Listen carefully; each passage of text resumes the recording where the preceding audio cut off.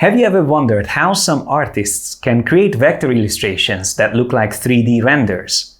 Livyy is probably one of the best at doing it in my opinion. So in this video, I will take a close look at his artwork to find out how he does his magic.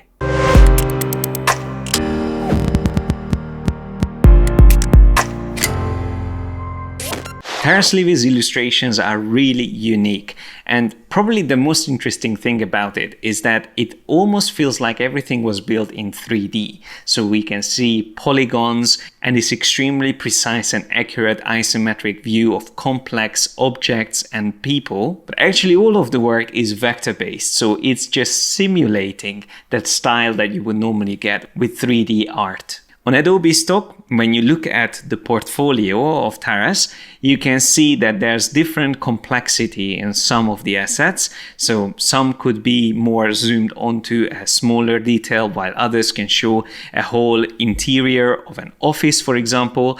But there's even assets like this one here, which would give you a lot of buildings from which you can build a city. Now we will take a closer look at this soon. But first, I just want to scroll through a couple of the other work that we have here. So it's quite common to have these type of assets on stock sites where you have a collection of artwork. Again, most of the elements here are repurposed, so they are reused in other illustrations as well. But this is once again a clever way of reselling parts of illustrations in multiple assets. And not all the artwork are in isometric view. So we've seen one that was more flat and two-dimensional, but there's also these views, which once again looks very 3D type illustration, but still these are all Illustrator files. So here's one of the licensed assets from Adobe stock opened in Adobe Illustrator. And if we zoom closer, you can see the amount of details added. And I think really what makes these illustrations look 3D is mainly the use of colors, besides obviously the polygonal style. So it is really hard to get the colors right and to make everything feel cohesive and make it look like it's part of the same world. So these realistic cast shadows, for example, are key to get this style working. So if I zoom closer, you can see that it almost feels like there's ambient occlusion here. So there's light trapped and even colors reflected from the trunk onto the ground. But all this is achieved simply by just using gradients here within Illustrator. So if I remove these elements, you can see that it just simply built up as layered objects on top of each other. Now, I am not familiar with any tools that can do an easy conversion from 3D rendered illustrations into vector artwork. But if you know of a method to do this, please let me know in the comment section below, because I would love to try it out. So if you still don't believe me that this is completely vector artwork, I am going to go to the outline view by pressing Command or Control Y, and you can see all the paths and lines used to create all the details here. So nothing is raster based. It's all built as separate objects here within Illustrator.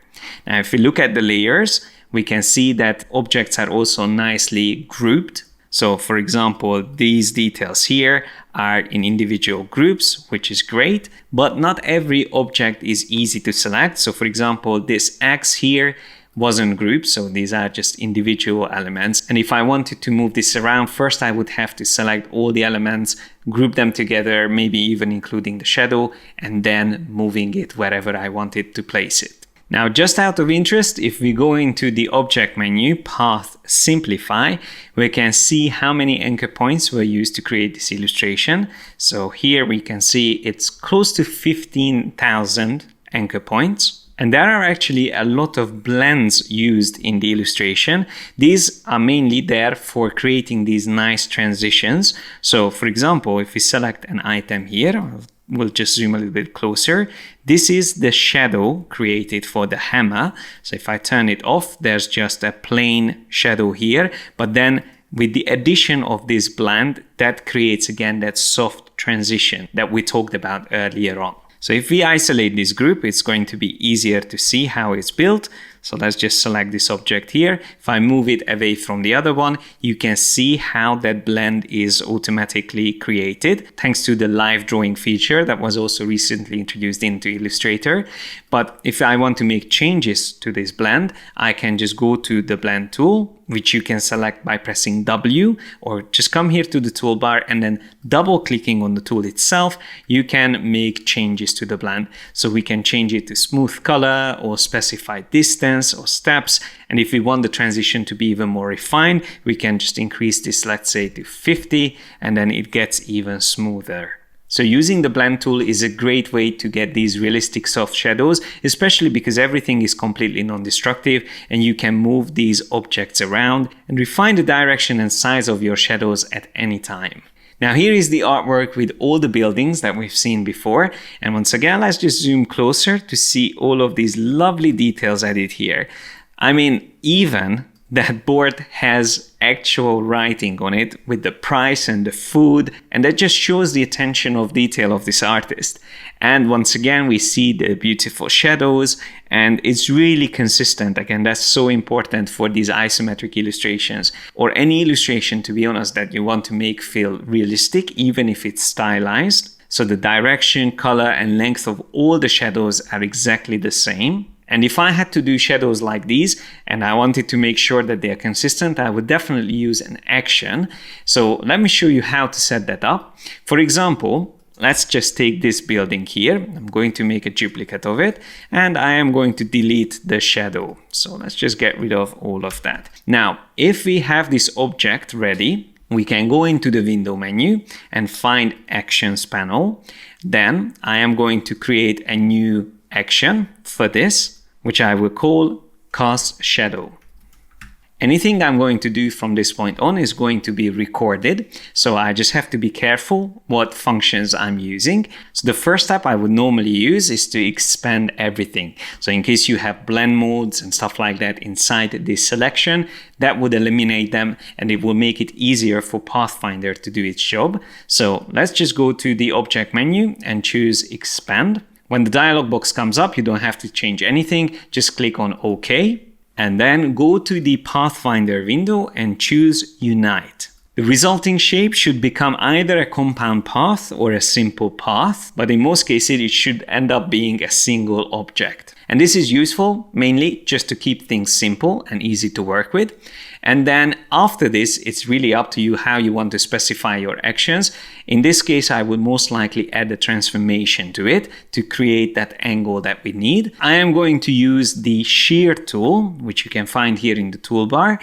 And the easiest way to set this up is by double clicking on the shear tool. And I'm just going to use maybe 60 degrees shear angle. And then for the axis, I will set a custom angle of maybe minus 20 degrees. If we click OK, this should be added into our action as well. And last but not least, let's just assign the color that we need from the swatches. I already have it saved here. There it is. Again, add it to the action. Now we can stop the action and we can try it out on another object. So let's just delete this one here and select another building. I'll make a duplicate and then let's delete the shadow that was created here originally. Now, if you have the whole group selected, we just have to come to the action and click on play. Now, by default, some functions like expand would have this little window or dialog turned on, which means that even though you are running an action, you would still manually have to accept the options that come up. So this just allows you to make changes. For example, with the expand for these blend groups inside these illustrations, I have the option to simplify how it's expanded. So instead of 255 objects for each blend group, I can reduce that down to, let's say, 20. So this is a good thing, but if you don't want to be stopped every time you are running this action, you can actually remove that option. So when you run the action, you won't be asked anything. It will just do everything the way it was recorded originally. So let's test it out again. Here's another building. I'll just remove the shadows from it, select the group, and then press play. And it's done. Now, if that's not fast enough for you, you can even assign a shortcut to your action, which you can find in the panel menu. All you have to do is to come to Action Options, And there you will be able to assign a function key. And if you use a lot of actions, you can even start introducing the Command and Shift keys. Again, if you're using many actions for better visibility, and besides using groups for them, you can also organize them by highlighting each in different colors. Let's say we will give orange to this one, and if I click OK and then go to button mode, we will be able to see that highlight color edit there. But let's just take another final look at all of these beautiful buildings created here. Once again, they are nice and consistent in their details, and even like little signage here once again that we can see. The consistency is very important when it comes to these more collective artwork. So we have similar trees and roofs on the buildings, even patterns used similarly on them. I love these little tiny details of the bricks here, and even the external unit of an aircon here and the water tank on the roof. And in general, when I look at artwork like this, it really reminds me of games like SimCity and make me want to play it again, or just spend hours in Illustrator building my own cities. So make sure to check out Taras Livyy's work on Adobe Stock. The link is in the description below. And please use the comment section if you know of any other illustrators you would like me to review in this series. Thanks a lot for watching. Like and share this video if you enjoyed it. Don't forget to subscribe and hit the bell icon to get notified whenever we release new videos. Click on the link on my right and start your membership today to get access to over 200 hours of training courses and personal mentoring by me and my team of creative professionals. Have fun learning, guys, and I will see you in the next one.